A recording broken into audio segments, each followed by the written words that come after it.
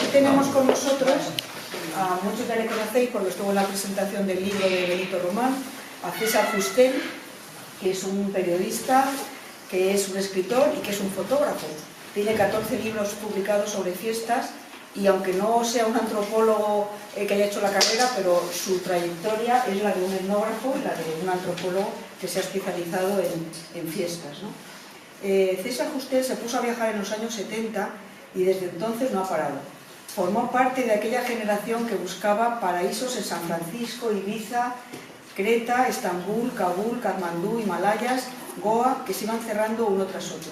Viajó por los 5 continentes durante años, recorriéndolos en aventuras insípidas como el descenso del Amazonas, las Semanas Santas de la Sierra Madre Mexicana, los pueblos de la Costa de Marfil o las culturas precolombinas. Hoy hablará de uno de ellos, el Shangri-La, del norte himaláyico, donde se refugió el Dalai Lama y que se convirtió en cita obligada de la juventud de todo el mundo. Sus fotos son un documento de un pueblo, el tibetano, que vivía en la Edad Media.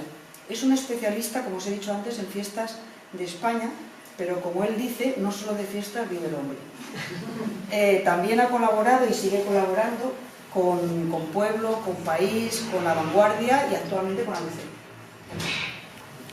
Pues os dejo con César. Desde que nuestros primeros padres fueron expulsados del paraíso terrenal, el ser humano no ha cesado de buscarlo de nuevo por los siglos de los siglos. Al comienzo de los años 70, yo, como muchos, me puse a caminar. Habíamos dejado de hablar de San Francisco, que fue el primer lugar considerado hippie, como el lugar ideal. Y empezamos a buscar más cerca. Torremolinos tuvo en ese sentido una fama efímera, cuando el turismo empezó a invadirlo todo. Tomamos entonces el camino de Ibiza a la búsqueda de ese paraíso ideal, pero tampoco estaba allí. Hubo algunos que se quedaron en la isla y montaron mercaditos, pero la mayoría seguimos buscando. Visité Creta, con sus cuevas de comunidades hippies al lado del mar. Era espectacular, pero duro. Otros prefirieron el norte de África, Tánger o el Rif con sus canales. Y de pronto, haciendo escala en Estambul, que fue y en parte sigue siendo todavía lugar hippie, llegó el salto para Asia. Un largo peregrinaje a Oriente, con su misticismo, sus drogas y su atracción exótica, donde parecía haber sitio para todos. Kabul, la capital afgana, fue descubierta. Cientos de jóvenes venidos de todas partes del mundo alquilaron casitas, surgieron extraños hotelitos y se extendió por todo el mundo la fama de sus pachís. De todos mis viajes yo siempre añoraré Afganistán. Nunca he conocido gente más orgullosa. Su máxima aspiración era tener caballo y fusil o pistola. Lo he visitado 4 veces, pero hace muchos años, ahora es imposible. No sé cómo leches han acabado los talibanes dominando aquello, aunque en realidad cada comarca de allí es independiente todavía. Por allí los grandes conquistadores Alejandro, Genghis Khan, los ingleses, solo pudieron pasar una vez. El paso de Khyber Pass, que comunica Afganistán con Pakistán, está lleno de placas que recuerdan los regimientos británicos que allí fueron aniquilados. Los últimos que han fracasado han sido americanos y rusos. Siempre ha sido con la beneficia. Bueno, por aquel entonces tampoco estaba allí lo que buscábamos en Afganistán, en Kabul. Así que la mayor parte seguimos caminando. Muchos nos dirigimos hacia el norte de la India, al pie de los Himalayas, y nos quedamos en aldeas habitadas por tibetanos huidos de su país, que habían traído sus tradiciones y su religión por largo tiempo vedada a los extranjeros. Un mundo de conocimientos se abría de la mano de los lamas y el Tíbet se puso de moda. No el que estaba en poder de los chinos, en el que era imposible entrar ya.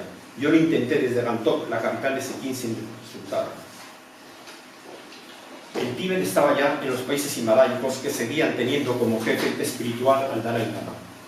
Así que pasé casi un mes y medio en Dharsana y en su monasterio de Magreo, donde residía el Dalai, hasta que conseguí que me recibieran.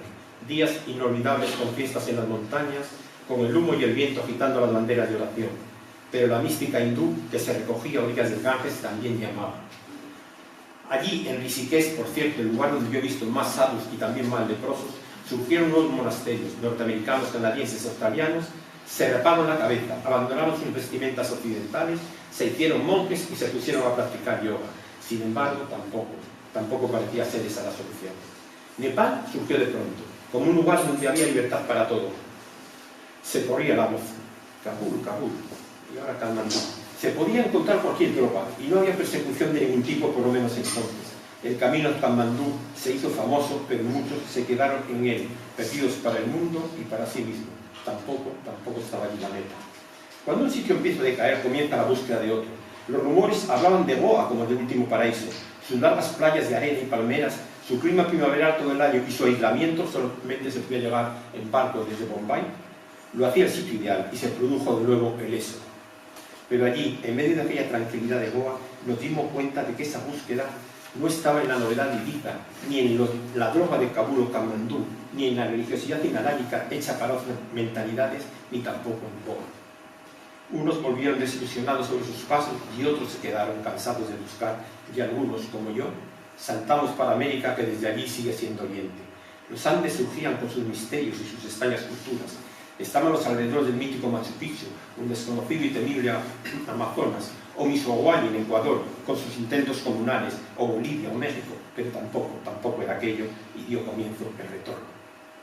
Es posible que a todo aquello no sirviera para nada. Hay respuestas que el ser humano nunca podrá hallar, pero es necesario seguir buscando sin alardes y sin posturas falsas, porque nuestra civilización algo está fallando y ahora han surgido profetas con atractivas enseñanzas orientales. Occidente no encontró en Oriente la solución a sus problemas y ahora el mismo Oriente viene a nosotros con sus doctrinas. La mayor parte de ellas exigen tener fe y no dudar, obedecer ciegamente a su fundador, que es el que sabe. Pero todo, tarde o temprano, se acaba desmoronando, pues un pensamiento occidental no puede transformarse en oriental en unos pocos años. La cosa no es tan fácil y la caída suele ser dura. Quizá tenía razón Kiki cuando decía que de este es el este y oeste es el oeste y jamás se encontrará. Bien, tanto los que viajamos como los que practican alguna nueva religión buscamos en el fondo la misma cosa: calmar esa insatisfacción, ese deseo sin nombre, esa búsqueda del paraíso perdido. La gente se ha ido dando cuenta de que el viajar no es solo una búsqueda, sino también una huida. Y quizá no esté en un sitio determinado, sino en el interior de uno mismo. El recorrido hay que hacerlo por dentro, y el camino, largo, complicado, vuelve a surgir en ellos. Bueno, las fotos que voy a proyectar son solo una etapa de este viaje. Tratan de mi estancia en Macleo. Macleo era una especie de Shangri-La. Para quien no lo sepa, bueno, yo creo que sí, lo saben todos, Shangri-La es una creación de James Hilton, el de Horizontes Perdidos, que fue escrito en 1933, o sea, ayer casi, donde vivían los inmortales. Es este de los inmortales un mito presente en muchas culturas. Es la Kalapa hindú y el Shambhala tibetano de la ocultista Blavatsky, que nos situaba en el desierto de Gobi, donde residía la gran fraternidad de maestros espirituales que protegen a la humanidad. Antes, en 1929, la escritora Alexandra Devinil, es la autora de Magia y Misterio en el Tíbet, también un libro que me lo fundó, se recorrió el Tíbet y dio a conocer extrañas historias sobre lamas que meditaban y tumbas que eran, según ella, entidades creadas por las mentes de los lamas. Alexandra Devinil, una viajera alucinante, vivió 101 años, murió en 1969. Se pasó toda la vida viajando por el Tíbet y su última visita la hizo con más de 100 años. Por cierto, el primer europeo, esto me enteré en Goa, el primer europeo en entrar en el Tíbet se llamaba Antonio de Andrade, un jesuita portugués, aunque en aquella época Portugal era España, pertenecía a España, hasta 1640. Buscaba cristianos que no encontró y escribió numerosas cartas. Sus escritos los descubrió en Goa, que fue portuguesa mucho tiempo, y ahí, en Goa, murió en 1634. El personaje este. Ya sabéis la teoría de que Cristo está enterrado en Cachemira y que allí acabó una de las llamadas tribus perdidas de Israel. En el Girnaá está la tumba de Yeshua, que dicen que es Jesús. Es un edificio pequeñito, pero tiene un montón de gente que va a visitarlo. Bueno, volviendo con Antonio de Andrade, este señor habla sobre los lamas que vivían muy bien y solo dejaban de comer carne y beber sucha cuando ayunaban. Me llamó la atención, decía Andrade, que lo pasaban muy mal sin beber, porque el sucha les soltaba mucho la lengua y predicaban mejor. Es un detalle que hay que tener en cuenta. Yo no sé si el chan, la bebida tibetana, que se hace con cebada y que se bebe cantando, es una derivación, pero a mí la verdad no se me soltaba la lengua. ¿Qué podemos decir? Bueno, se creía que en las montañas himalayas existía una comunidad de cristianismo, quizás el de Juan, que también se buscó por Etiopía. Luego los jesuitas fueron sustituidos, creo que por los capuchinos. En realidad, Shambhala es una pena, pero no existe. No existe en el mundo físico. Es la fuente del Kalachakra, la esotérica rama del misticismo tibetano. Las enseñanzas de Kalachaka las predicó Yabuda. Muchos lo buscaron y los que lo encontraron no pudieron. Yo pasé un mes y medio en Magdeo, la llamada pequeña Lhasa, capital hoy occidentalizada completamente. Llevaba conmigo los libros de Alexander de Vinil y los de Rosan Rampa, en un carta mañana. Horizontes Perdidos yo lo había leído. Allí tuve ocasión de entrevistar al Dalai y al director del hospital del centro astrológico, que luego proyectaron una foto de un tipo muy interesante, casi tanto como el Dalai. Bueno, pues nada, vamos con las fotos. Al Dalai. Y la huida fue muy dura. Yo aquí vi todavía gente muy mayor que le faltaban dedos que se les habían congelado en la larga marcha esta. Cuando yo llegué a Magdeo, allá por 1973, era un pequeño lugar de una sola calle, eso solamente. Se llama Baun Road, en mitad de la cual estaba el templo. Estaba el templo este. Solamente había este templo con sus molinos de oración, que son esos rodillos que hay ahí, que la gente en vez de rezar le daba vueltas, o bien con un molino de mano, o bien con esos rodillos. Y en las afueras estaba el palacio residencial del Dalai y el templo Lancán.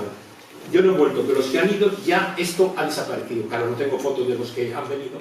Ya hay autobuses desde Delhi y hay un montón de restaurantes, entonces no había nada. Esto eran escenas. Este era un monje. Estos son talladores de los libros. No existía libro encuadernado, sino que se hacían se tallaban las carrillas estas y con ellos se hacían los libros. Estos estaban en la calle siempre, estos tíos. Esto era la única tienda que había, era un chollo, era increíble. Mi padre no tenía casi dinero, pero me hubiera llevado casi todo, ¿no? Era todo auténtico, era todo auténtico. La única, hoy ahora hay 20.000 historias, ¿no? Pero vamos, todo esto era auténtico, traído por los lados. Esto es como llegué yo.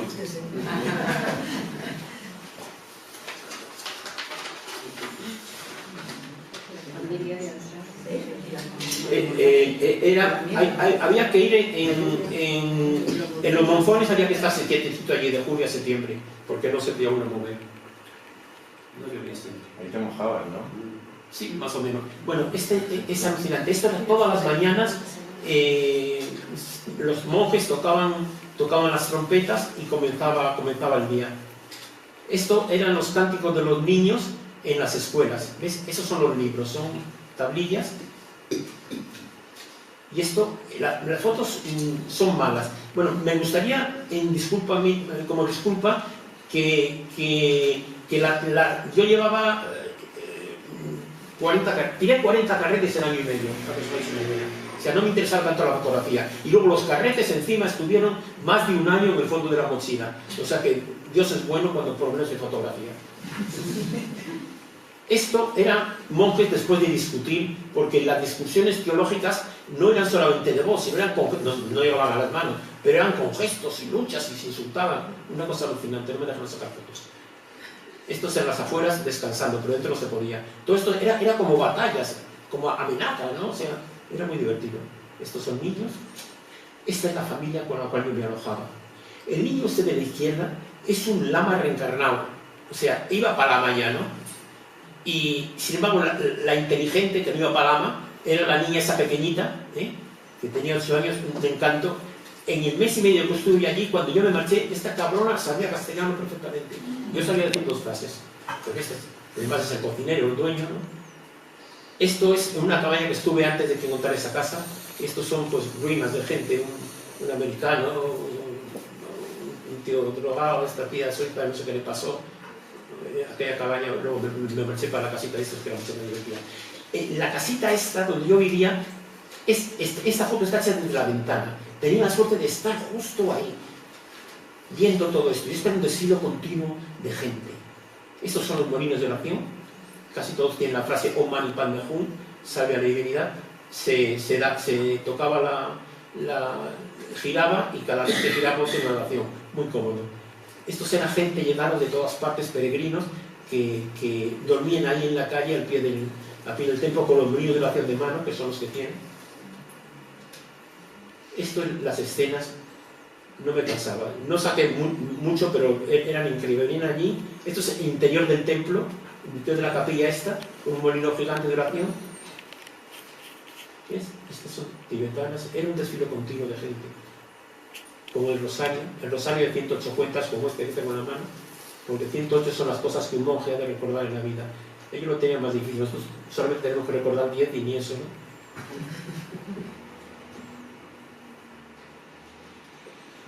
Olían a manteca que tiraban para atrás. Todo el mundo olía a manteca, ¿no, tío? A manteca. A manteca. Y ya, sí. Me acostumbraba. Yo luego me fijo que yo también olía a manteca, pero bueno. Este palisanda. El Dalai Lama es reencarnación de Avalokitesvara, que es el Buda de la misericordia, ¿no? Y para que no lo sepan, está el Dalai Lama y el Panche Lama. La misión del Panche Lama solamente, que es el segundo, el Panche Lama religioso, la misión del Panche Lama lo único que tiene que hacer es adivinar la reencarnación. Cuando muere un Dalai Lama, tiene que adivinar en qué niño se ha reencarnado. Siempre han estado un poco enfrentados. El Panche Lama, China lo cogió, se quedó con él y el Dalai salió pitando. Curiosamente, el Panche Lama, que al principio estaba en contra de la entrada de los chinos en Tíbet, murió misteriosamente de un ataque cardíaco y fue el Dalai Lama, al revés, el que averiguó en quién se había reencarnado el niño. El niño lo cogieron los chinos para protegerlo, yo creo que se lo cargaron.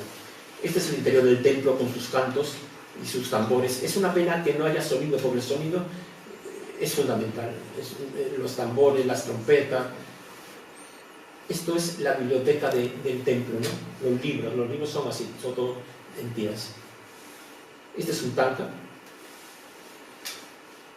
Este es más escenas de los monjes cantando. Este soy yo a la puerta del templo cuando pasamos. Estas son todas escenas. Bueno, al lado del templo, que era muy interesante, había una escuela de danzas donde, bueno, una escuela muy primitiva, porque aquello era todo muy elemental, ¿no? Pero había danzas muy puras, y cánticos, ¿ves? Se reunían allí todos los viernes, que era el día, digamos, sagrado, santo, que era el día de la fiesta, y luego se venían aquí. Lo del fondo es un dibujo de Lhasa. Estos trajes son de gala, pero vestían así casi siempre, en Brahma Putre, pero vamos. ¿Ves? Y estos son las chubas. Las chubas son grandes camisas con mangas larguísimas para el frío que protegen todos los brazos. El que haya algunas en color y otras en blanco y negro, algunas la coloreo yo, se han coloreado. Sencillamente es porque, claro, yo tenía carretes en blanco y negro y luego tenía en color que no podía desaprovecharlo. O sea, creo que tiré como medio carrete nada más del color, ¿no? No hubiera aprovechado, ¿no? ¿Ves? Danzas. Y luego también hacían representación de juicios de cómo los chinos les habían condenado y los fusilaban, porque fue una escabechina la que en estos años hicieron los chinos. Luego los chinos reconocieron los monasterios y pudo volver a subir el monasterio, pero al principio luego hablaré un poco de más. Esto sí me gustaría leerlo, porque el tallador de piedras. Cuando yo lo vi, escribí una cosa y se me quedó. Cerca del templo, al comienzo del serpenteante camino que rodea el monasterio de Magneo, hay un artesano. Desde que sale el sol hasta que se pone, haga calor, frío, lluvia, bajo una lona sujeta con 4 palos, graba con su pequeño buril y el martillo incansablemente en piedras y pizarra la antigua oración tibetana, Om Mani Padme Hum. Piedras de oración que los peregrinos van colocando luego en montículos de piedra por el camino que lleno de ellas rodea el monasterio. Y por el sendero, con el paraguas multicolor a la espalda, el rosario en una mano y haciendo girar la rueda de oraciones en la otra, van bajando los peregrinos, sonriendo al pasar con el saludo tibetano, casi de ley. Algunos hay, cada vez son más raros, que van midiendo con su cuerpo el suelo, se echan a lo largo, avanzan un poco y vuelven al suelo.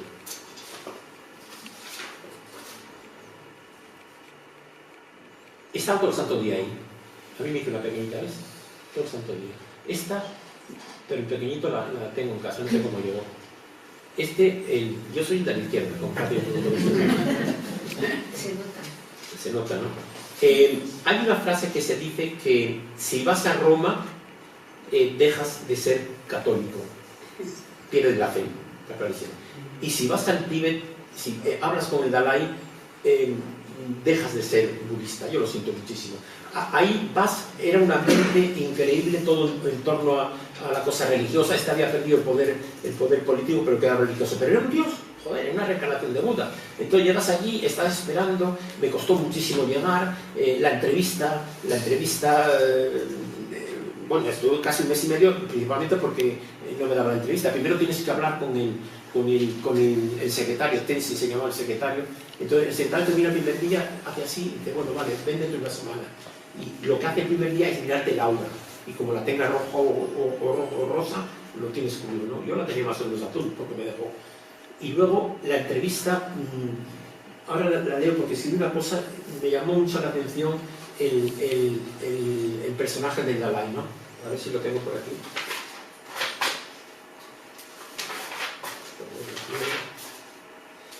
Esto lo escribí después de la entrevista, por lo tanto ya se me había olvidado. Sonriente, juvenil y asequible, la viviente reencarnación de Buda contesta las preguntas, unas veces en inglés y otras en tibetano, que traduce Tensi su secretario. Luego le pregunté yo, pero si sabe inglés perfectamente, ¿por qué tengo que hacer en inglés y traducir al tibetano? Y me dijo una cosa, es para que tenga tiempo para pensar la respuesta. Me encantó. Y me dijo, solo volveré, dijo, si el pueblo tibetano regresa. Estoy por la no violencia. Gracias al budismo se han podido abrir los tibetanos a Occidente. En la segunda parte de la entrevista pregunté cosas sobre España, su sociedad, religión y gentes. Me preguntó él, claro. Sobre todo su evolución social y espiritual. Me sorprendió diciendo, buen vino el de Rioja. Fue muy fuerte, porque claro, digo, yo si esta frase la hubiera podido aprovechar, me hubiera hinchado en Rioja, conseguir que el Dalai Lama dijera que el vino era bueno, era increíble, ¿no? No lo aproveché, la verdad. En resumen, saqué muy buena impresión, aunque iba predispuesto en contra. Tuvo el detalle de salir a la terraza para poder sacar fotos que no se podía. Me regaló un libro suyo con dedicatoria y me devolvió la cata. Ahora me entendí, la cata es el pañuelo esto que le ofrece, te la bendice y te la devuelve. El libro se llamaba El tercer ojo. Claro, inmediatamente pregunté por los Sanrampa, ¿no? A mí los Sanrampa, yo le tengo que agradecer que en parte me llevó al Tíbet. Yo tenía toda su obra, no solamente tenía el médico de Lhasa, la caverna de los antepasados, el tercer ojo, todo.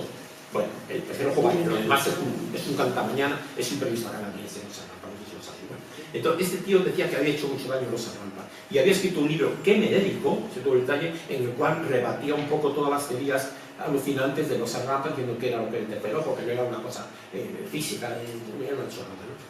Y bueno, aquí me está dedicando el libro. La foto es muy mala, pero joder, me está dedicando el libro. Aquí es el Dalai. Era muy simpático, pero claro, estar hablando con un dios, se te caen los palos del sombrajo, ¿entiendes? No sé, no salí muy budista, yo me creía que te diga. Sin embargo, este tío era alucinante. Este era el director del centro astrológico y médico. Como era un lama, a los 4 años ya dijeron, tú vas para médico, porque las clases altas allí, ya desde el principio, te dice, este ingeniero, este médico, este arquitecto, muy poquitito, lo demás la toma por saco, ¿no? Pero, y ya, entonces, la carrera le duró 22 años, desde los 6 años. Ya empieza la formación, por supuesto, estaba iniciado por la Universidad de Chapoli, estudió también en Londres. Allí los médicos son además farmacéuticos, o sea, tienen las dos carreras, ¿no? Y allí, en el tiempo que estuve como unas 3 horas entrevistándole, por supuesto, ¿no?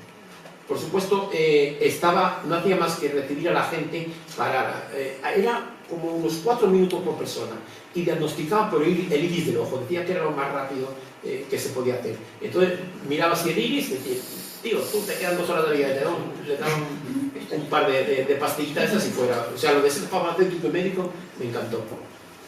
Bueno, y estos son ya las escenas de la virgenita esta otra.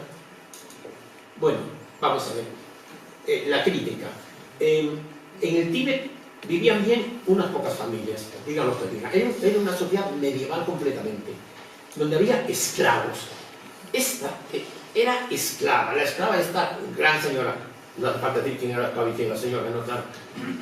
Pero era esclava y había marchado con todo su poder. Por eso cuando llegaron los chinos, para algunos fue una liberación. Era una sociedad medieval y las tierras estaban todas en manos de los lamas. Esta está bien, la niña bien y la esclavita. Estos son, las chicas siempre vestían casi todas así, parecía casi una especie de uniforme. Bueno, y esto es la colina. Esto es ya la fiesta de la colina que yo aluciné. A ver si tengo aquí.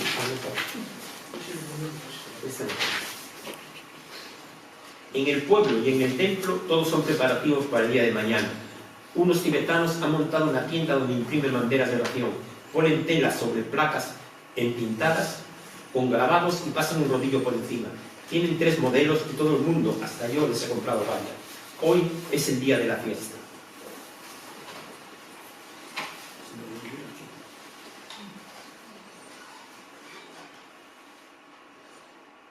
Los auténticos, aunque son de varias etnias.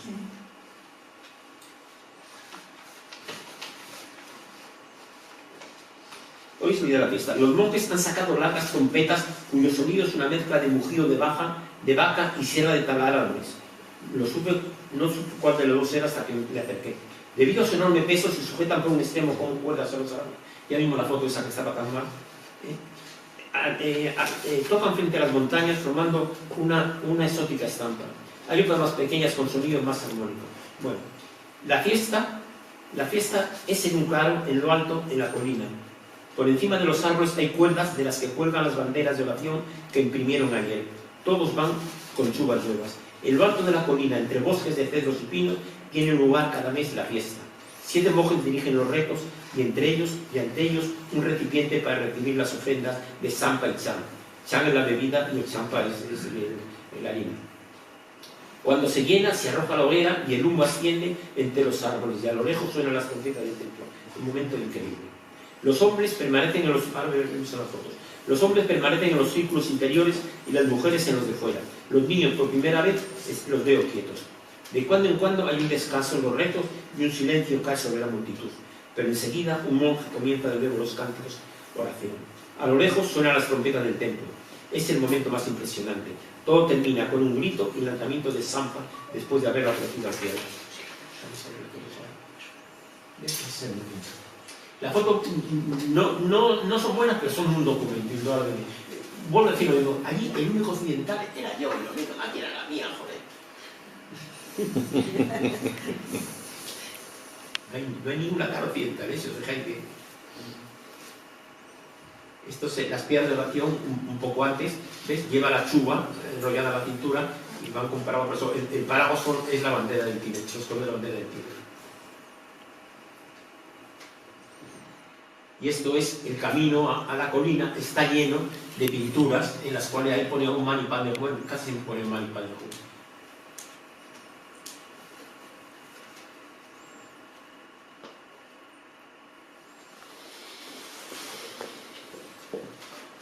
Santo. La mayor parte de estas fotos están hechas desde la cintura. Luego Amparo en verdad se ha puesto verticales, pero en general estaban torcidas, porque claro, yo ahí no enfocaba, miraba y tiraba. Bueno, me da un poco grima.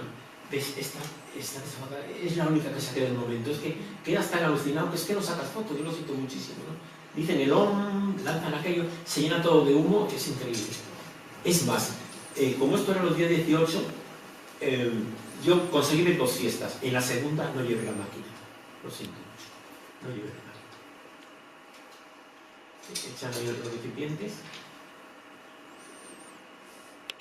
Estas algunas están coloreadas. Bueno, es el momento, no sé si... Y de verdad, me da rabia el sonido. O sea, si hubiera sonido, el cómo pronuncian el OM, el AM, te dicen que un occidental nunca puede llegar a pronunciar el OM. Y a ellos les ha costado como 6 o 7 meses. ¿No te entra en la cabeza? O sea, pronunciar el OM 6 o 7 meses a ellos. Así suena como suena, ¿no?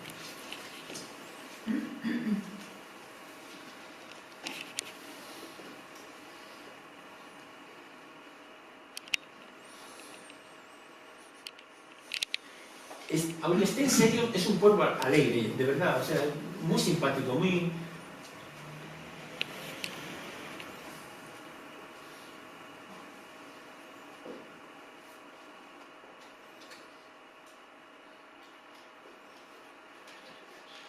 Camino bien. No, está a la vuelta ya, pero por ahí.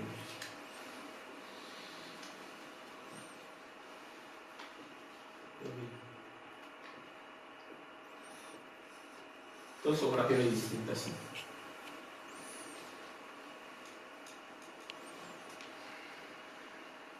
En el Tíbet, no, como al principio, a partir del 60, cuando se elaboró el Dalai, fue una persecución implacable, no quedó casi ningún monje, ni los monasterios se destruyeron casi todo. Entonces toda la religiosidad estaba en estos países, o sea, en el norte de la India, en Bután, en Sikkim, en Ladakh, en Kashmir, ¿no? Todo se marchó para allí, hacia la bandera. César, perdona, ¿qué es todos esos... Banderas de oración. Banderas? Sí, son oraciones, impresas, es lo que dije yo que antes las imprimían el día antes, ¿no? Y luego las cuelgan por... Y cada vez que las mueve el viento, pues él reza la oración. Eso es un chollo, vamos.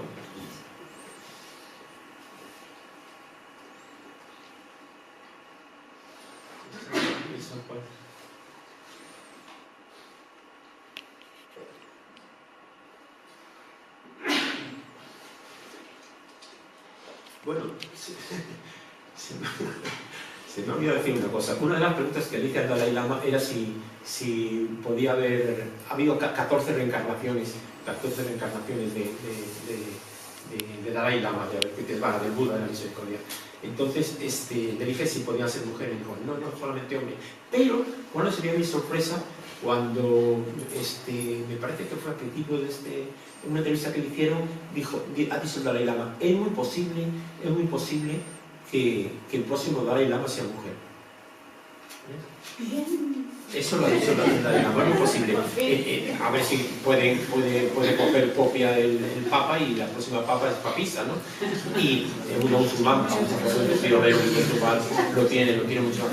De todas maneras, en el Tíbet hay diosas. Yo creo que es el único país donde hay una reencarnación de una diosa. ¿Cómo se llama, Andrea? ¿Cómo se llama la diosa? Kalehu. Kalehu. ¿Qué diosa? Kalehu, que es la Kumari. Es la Kumari. Es una reencarnación de Kalehu. Es una cosa que existe todavía, o sea, que no hay ninguna... Sí. Bueno, esto está al revés, os doy cuenta rápidamente. Este es el libro de Maha. Este libro viajó conmigo, y volvió conmigo. Maha es de Alexander David Nim, un personaje increíble, y es la que más, por eso son grabados. Estos son un grabado que me encantó. Las discusiones teológicas son eso, casi parece que van a llegar a las manos, ¿no? Y esto es cómo era un templo, con tierras y todo. Claro, eran grandes señores los lamas. Esta es una foto antigua de Lhasa del Potala. Y estos son los billetes. Estos billetes me costaron $2 y me parece que podían costar, pues yo que sé, miles y miles. Como cuando llevaron los chinos, hacen puñetas toda la moneda. Entonces se llevaron los pobrecitos, se llevaron todas sus fortunas y claro, no valían para nada, ¿no? Todos los vendían allí como... Yo todos estos los conservo todavía, ¿no? No valen para nada, pero ya es un niño, como fácilmente se puede observar. La clase de Dharma. Estuve como 2 semanas haciendo Dharma, no me enteré de nada, ¿no? Pero de todas maneras, yo lo que quería era ver levitar al lama, porque decían que levitaba, y un día levitó. Vamos a ver, levitó. Durante 5 segundos todos vimos cómo se elevaba, pero se elevaba muy poco, era como un salto. Pero estando con los brazos, esos cruzados, podéis que no lo creo. Allí todo el mundo estuvimos convencidos de que este lama había levitado un poquitito, muy poco, ¿Cómo se puede dar un salto sentado? Es difícil, Esta no es lo que creéis, es una chica, Estas artesanas allí en la casa. Bueno, estos son los porteadores. Porteadores no son chavales de 8 a 14 años, vamos, o sea, y estarán delgaditos, pero llevan cargas increíbles, ¿no? ¿Qué año ha dicho que era? ¿El qué? ¿Qué año era esto? 1973. Esto no sé dónde es, pero me encanta esta foto, la saqué, está ahí. Bueno, esto es cuando abandoné ya cuando terminaron los monzones, había que salir pitando y ya me fui yo para los Himalayas, ¿no? Esa es la pinta que tenía. No está Carmencho, ¿verdad? Sí, Carmencho, este es Alejandro Vallejo Nájera. Alejandro Vallejo Nájera era el hermano de Vallejo Nájera, de José Antonio, y hijo del otro psiquiatra, ¿no? Era un personaje. Y entonces, este me lo encontré aquí. Esto es en Goa, el último paraíso. Fíjate, aquí yo tenía una cabañita parecida, no tan lujosa como este. Y este tío me lo fui encontrando en todos los paraísos, y los iba cerrando. Me lo encontré la primera vez en Kabul, y de ahí salió pitando porque su foto estaba en el aeropuerto for Wanted, se busca, ¿no? En el aeropuerto porque había intentado un pase de un camión cargado de hachís. Luego me lo volví a encontrar en Goa, en Katmandú. Y en Katmandú el tío este había prendido fuego a su restaurante porque el socio le había engañado. Y dijo que pudo haber ardido todo Katmandú, ¿no? Y salió pitando. Dijo, César, que mañana va a ver la policía porque voy a quemar el restaurante. Bueno, y quedé con él y me dijo, búscame en Goa, que es el último paraíso, el siguiente paraíso. Y al cabo de 6 meses, yo estaba por la India, llegué y aquí estaba en Goa. Y de nuevo jefe de tráfico en droga de toda esta historia. Era un personaje medio delincuente, pero un personaje. De droga, cuidado, hachís. Este siempre dijo, César, nunca seas, aunque nunca te inyecte. Los que se inyectan no tienen solución, diga lo que diga. Yo no conozco ninguno que se haya salvado, pero los que fuman, todos. Luego le perdí la pista porque a mí me acabaron echándome de la India, que es otra historia. Y cuando un día me encontré con su hermano, con Antonio, como se llame, en Madrid, y me dijo, ¿y qué es tu hermano? Y dijo, uy, ya está perdido, ahora está en Marbella y está jogging. No me lo quise creer. Y rápidamente me fui a Marbella y me lo encontré, él creyó que yo había muerto ahogado. Y me dijo, ¿te acuerdas que yo te decía que no te inyectase porque no tenía solución? Dice, he caído y no tengo solución. Me deben quedar como 6 o 7 meses. Duró 8. Vivía con la hija del embajador de Suecia en España, una nórdica, campesina también drogadicta. Este no pagaba nada en ningún sitio, era famosísimo, la iba siempre descalza.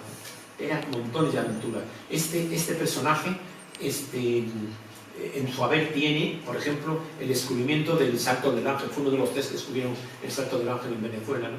Un personaje. Y nada, y tenía el pasaporte, ponía una frase divertida, viajero, profesión viajero.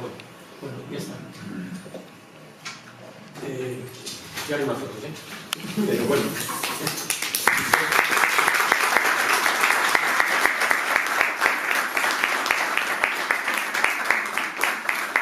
Si veis alguna pregunta y se les las contestaré.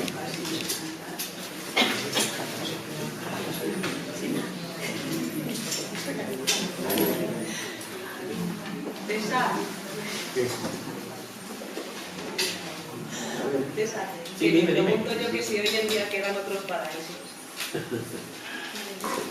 Mucho menos que no. En los paraísos estos, yo creo que primero hay que llevarlos en la mente y en el corazón. Y si no crees en ellos, no hay paraíso. Y la gente ya no cree en paraíso.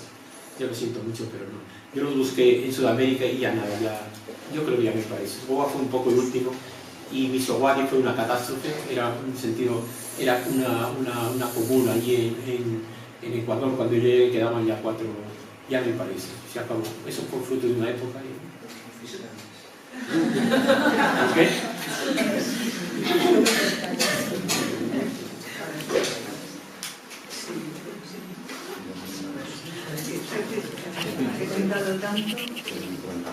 Oye, César, cuando volviste a España, ¿cuánto tiempo tardaste en recuperar el sentido, teniendo en cuenta que hayas tenido sentido alguna vez? Pero vamos, en que hayas recuperado, ¿cuánto tiempo tardaste? Bastante. La verdad, me costó mucho adaptarme a la India. Adaptarse a la India es muy duro, ¿no? Es muy duro. Pero adaptarse hasta aquí, bueno, la verdad que me adapté.